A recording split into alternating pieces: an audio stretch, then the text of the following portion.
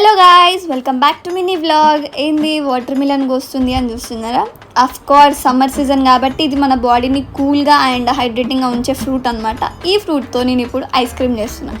ఈ ice cream maker నేను డిమార్ట్లో ఉన్నా. మీకు కావాలనుకుంటే మీ దగ్గరలో ఉన్న డిమార్ట్లో కొనండి, లేదా మీషోలో కూడా అవైలబుల్ ఉంది.